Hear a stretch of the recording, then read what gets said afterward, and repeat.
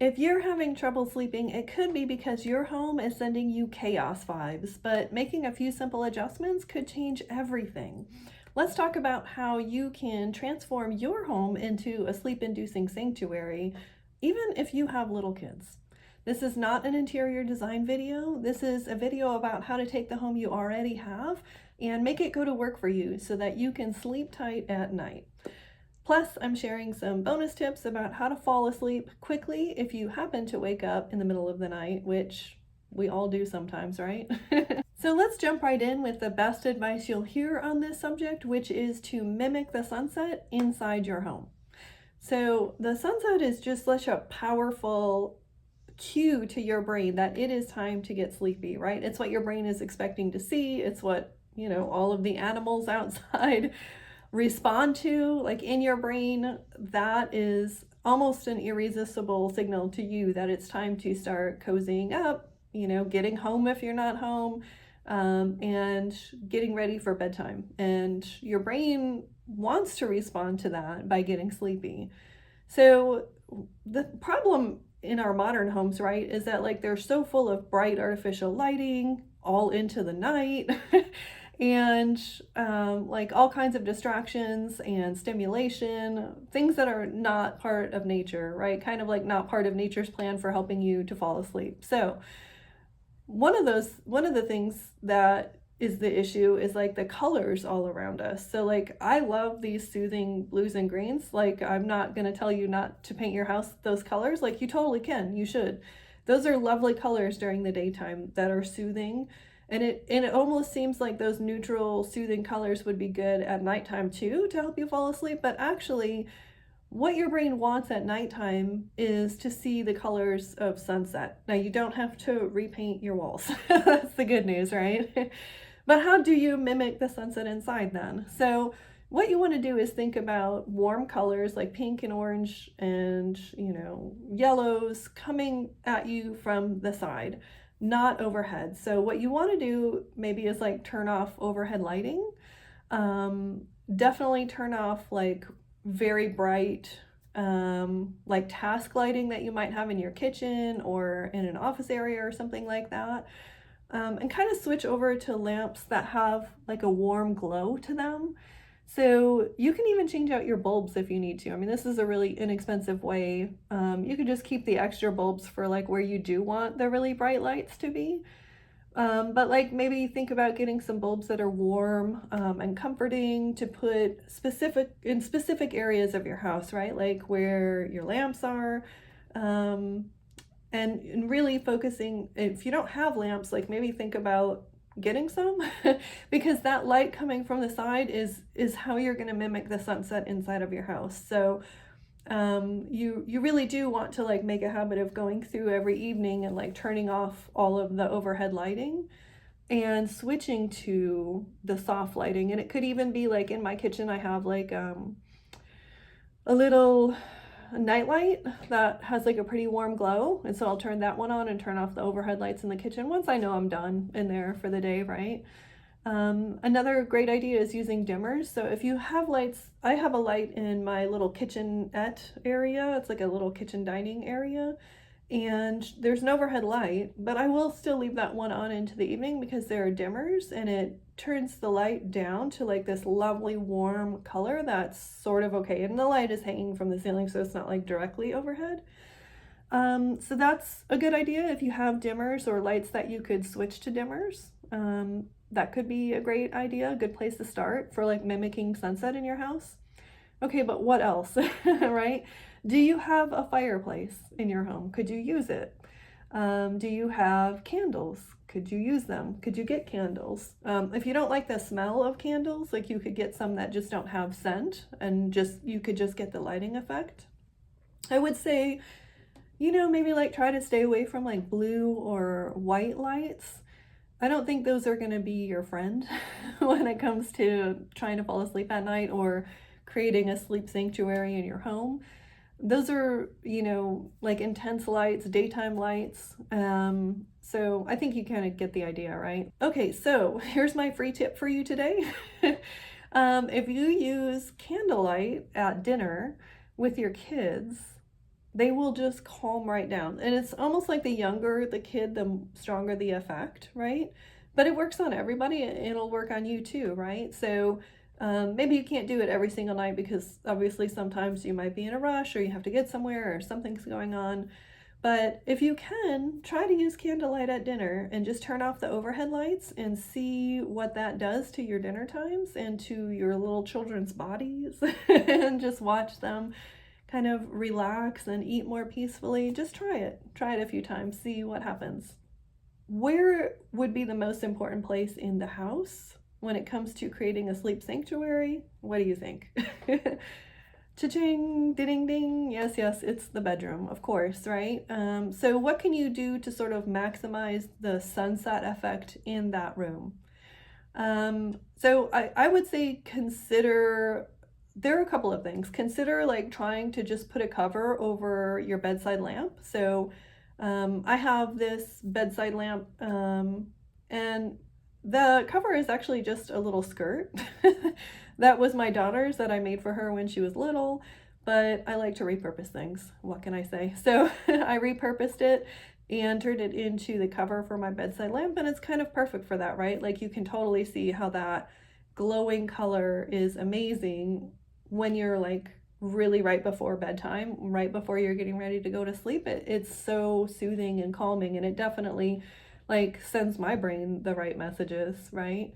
I also have this fireplace, and if you can swing it, you might want to consider something like this in your bedroom, especially like if you happen to have the space for it. It is so lovely. So this electric fireplace, I don't know the brand, but I'll link it below. It was like $300 including delivery on Amazon. And so I'll just put a link below. You could check that out if you want. You could look for other ones. So they're not really that expensive. It's just a glorified space heater, basically, right? But it is so lovely in the evening. And sometimes I just leave it on all night if I want the heat. So, and that's kind of another point. Like a lot of people say your bedroom should be cold or cool in order for you to sleep well at night. And I would say you decide what's best for you because that is not the case for me. Like if I'm even a little bit cold, I'm just miserable. I don't like it. I don't like it at all. I have that heater in there for a reason. So you do you, right? You know what is the best sleeping conditions for you. So if you want to kind of supercharge this effect, then definitely turn this into a routine, like all of the things I've mentioned so far. Like make it a routine to do it at the same time and in the same way every evening, because when it's a routine, then your brain is like, oh yeah, I know what's coming next. Sleep time is coming next, right? When you're going around and or at least like quiet time is coming next, or calm down time is coming next. When you're going around and you're turning off all of the overhead lights and you're turning on the warm lights, you get the idea. So speaking of habits like that, you should really check out the companion video to this one where I share 9 little habits to help foster gentle sleep for busy moms without medication, because I used to have to take the meds and then I got tired of it and they stopped working and I had to get serious about sleep. So that's what that video is all about, 9 awesome little habits to help you. It's kind of like the companion, it's like all of the other information that goes with this video. It's the other half of how I changed my sleep life forever. So I'll put a link to that at the end of this video so that you can get to that and get that information too, okay? And also just another little tip, like doing this, turning on this lighting works at the other time of day too, in the morning, right? So it's a lovely way to wake up and to help your brain wake up without like hitting it immediately with just like chaos and like stress. And I mean, your mornings, if they're anything like mine, they're probably busy. You're trying to get ready, you're trying to get your kids ready, you got to go places. I've got to take my kid to school, I have a job I have to go to, so it's busy in the morning, right? But for the first 15 minutes or so, at least I can give my brain a little bit of a break and help it to wake up while I absorb some caffeine. So a little bit of coffee in the morning. I mean, that's another point. I try to like not do that after noon, like after 12 o'clock, because then I won't sleep. and we're trying to sleep, right? So, all right, so back to the bedroom. Obvious thing would be blackout curtains, right? Um, so, I mean, I don't even have blackout curtains in my room, but I have like dark purple curtains that help really filter light. And it's great. It's just enough light to where I sort of know that the day is coming, right? I don't really need the blackout curtains, but I don't want to be totally disconnected from the fact that it might be 10 o'clock in the morning or something, right? But blackout curtains, if that makes sense for you, definitely for your kids, if that makes sense. Or else just room darkening curtains, right? Okay, you're not gonna like me, but like what you should not have in your bedroom, probably no TV and no cell phone in your bedroom. If you have to have your cell phone in your bedroom, and I know sometimes people just have to, right? Like they're my sister is a nurse, right, who does on-call shifts sometimes, and so like I get it. Like you just don't have a choice, right? But if you have a choice, or on nights when you're not on call, right? Like, can you leave the phone outside of your bedroom? Can you turn off the alerts at least if it's inside of your bedroom, and like put it far away from your bed in a different place where it's charging so that you're not going to be scrolling on it? Because that is just for sure going to kill your sleep. It just is. Like, you don't even have to believe me. You could go look on the amazing internet. Go ask AI or something. I think that's what all the people are doing now. So go see what you find about that. Like, I'm totally not making it up. It's totally the truth. It just isn't good for you. And here's the thing. Cell phones have been around for like 20 years? How old am I? I don't know. They've been around for a little while, right? But sleep has been around forever. And sleep is sacred. And if you're having trouble sleeping, you've got to try something different, right? Like, why not try to set yourself up for success? Just try something different. Try going without the devices in the bedroom for a week. If you have a television in there, just pull it out for a week. Just commit to a week and then see how your sleep is at the end of that week. Maybe it'll take a little bit of adjustment. Maybe your spouse will be really upset with you, but just tell them what an amazing, magical person you will be once you start getting good sleep at night and convince them to come along with you, right? I mean, here's the thing, like, the luxury of sleep is so much better than the luxury of television. And when I was in my 20s, I used to like fall asleep watching, like, I don't know, the Tolkien movies, like Lord of the Rings. I don't know what I was doing. I was young. It didn't matter. I didn't care. I didn't have kids. It didn't matter. But it sure does matter now. And I have a whole different like outlook on the value of sleep now. So I don't do things like that anymore. If you decide that your sleep is better after a week without the television, you could sell it and you could use that money to buy lovely pillows and lamps and candles and decorations and things that will make your bedroom a lovely sleep sanctuary. So think about that. All right, and those objects kind of lead me to my next question, which is, what are the vibes coming from the objects in your home? Some objects have good vibes and some do not, right? So what would good vibes be? That would be like soft, comfy, cozy. This would be like couch pillows, slippers. I love slippers. A hoodie or a sweatshirt that like feels good to you. Pajamas, a throw blanket, herbal tea, even like a knitting or a crochet project that you're working on, something like that, right? Little twinkle fairy lights that you might put, if you have like an indoor tree type plant or shelves or whatever, right? So think about objects like that will give your brain all of the right vibes, okay? What would bad vibes be? Well, it would be like messes that are all over the place that you can see, smells that are not good, screeching noises. And like, there's probably not a lot you can do about some of the noises in your home, especially if you have little kids, but there's probably a surprising amount that you can do. So here's the thing about all of these bad vibes, like they're they're sensory things, right? And so what's happening is your lower brain is kind of, this is the part of your brain that's like looking for cues, the sort of more primitive part of your brain is looking for cues about sleep and safety and whether or not it's time for bed. And it's getting those cues through all of your senses, right? So try to focus on that. So let's talk about a few of them, okay? So like, let's talk about visually in your home. Can you have some bins on hand that you can just like shove toys, kids' toys and games and stuff into, and then just like put them off to the side? Like, can you do that in your living room? So like, I have like a bin. I'll just show you this bin. I don't know, I think I got it from Target. I'm sure you can find bins somewhere, and just shove stuff in there. Just to like, the idea is not to like sort it out and put things away and be busy at night. The idea is just like hide it, right? Just like consolidate the clutter, get it all off into one place. You can sort it out later. And really, when you're doing this, you probably have limited time, right? So if that's the case, focus on your bedroom first, and then the living room second. And if you're trying to help your kids to sleep well, like maybe do something in their bedrooms, try to figure something out there.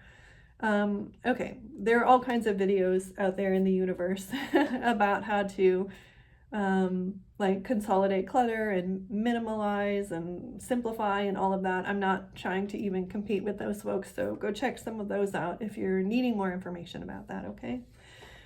So what about smells? Well, there are definitely some smells you want to avoid, right?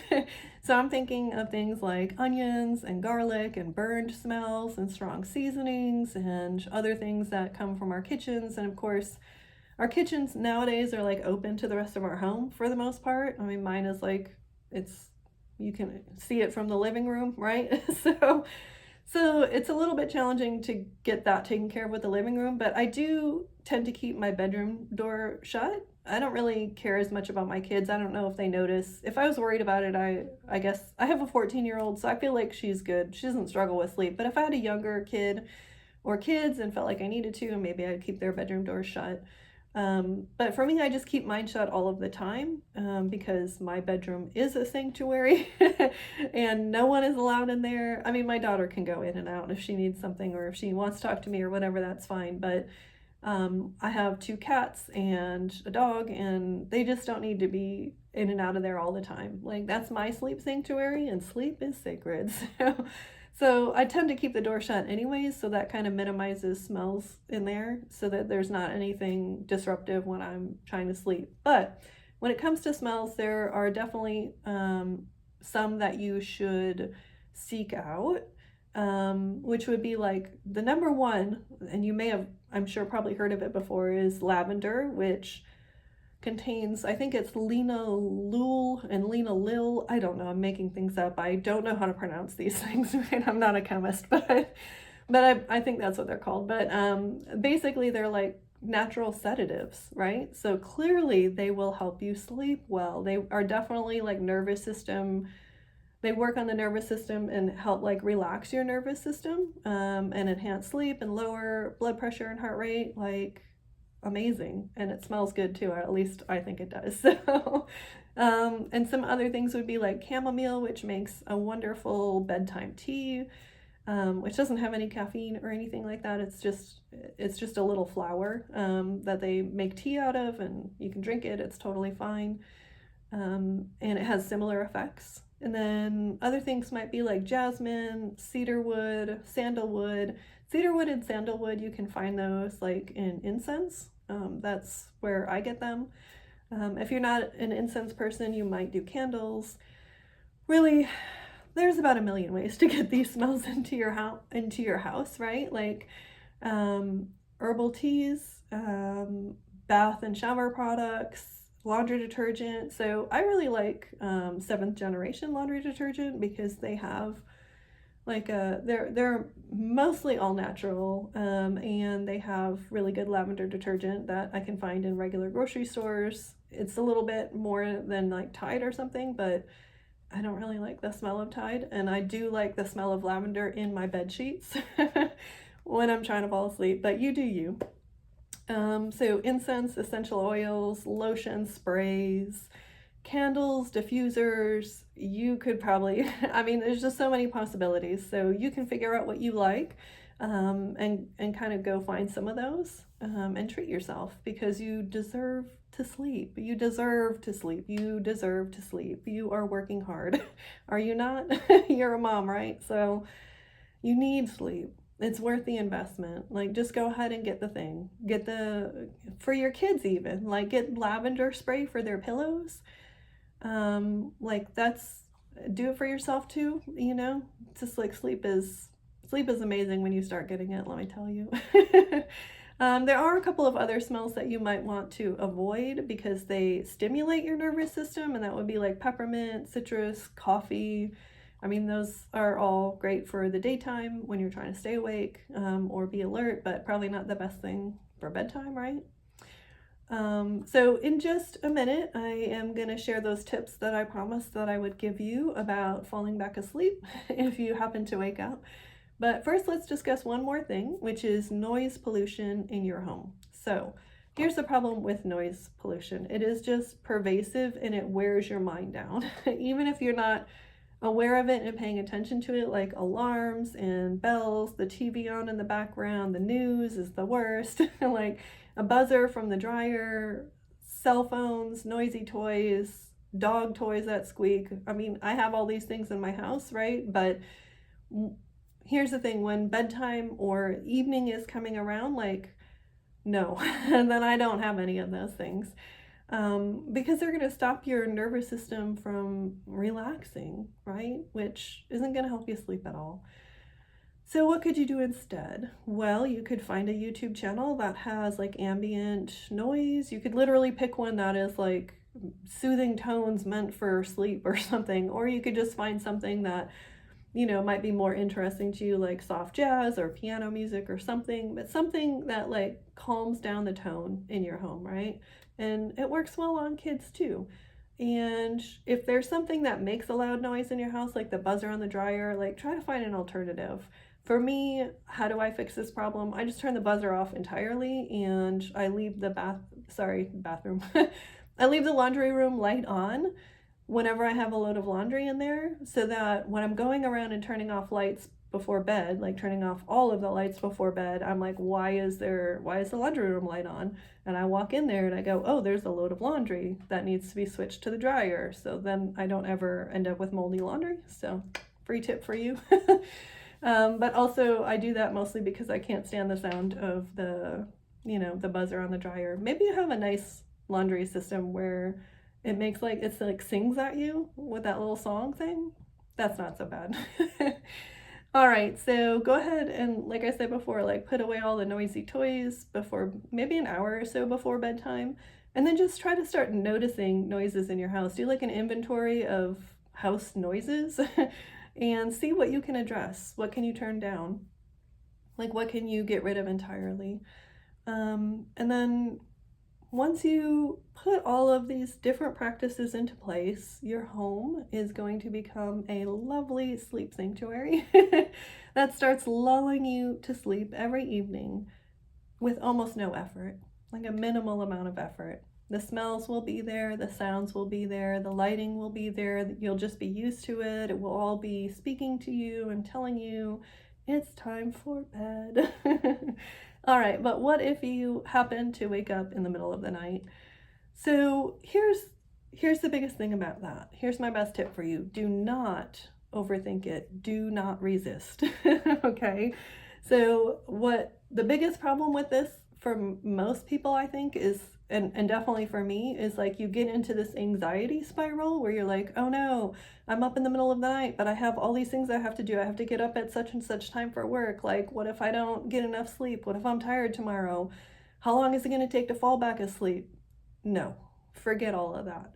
Like, that is not going to help you fall asleep at all. So what you can do instead is just remind your brain that a small period of wakefulness in the middle of the night is totally normal.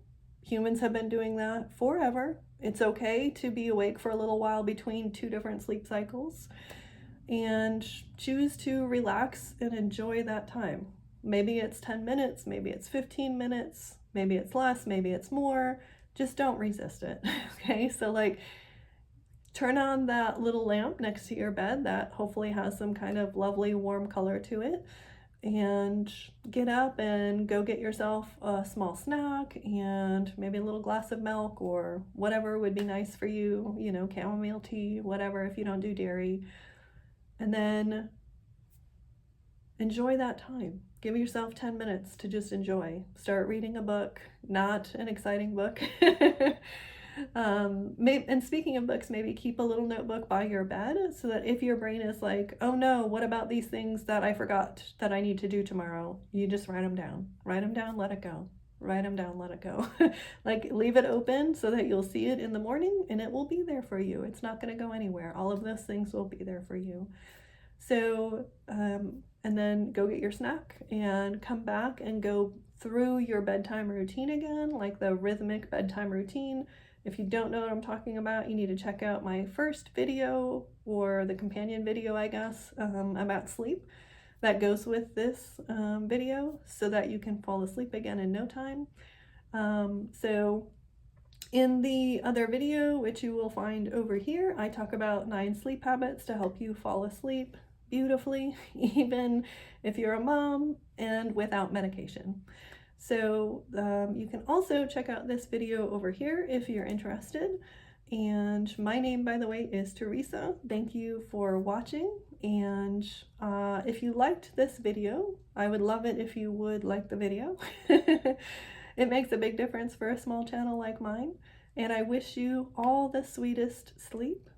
And I will see you in the next video.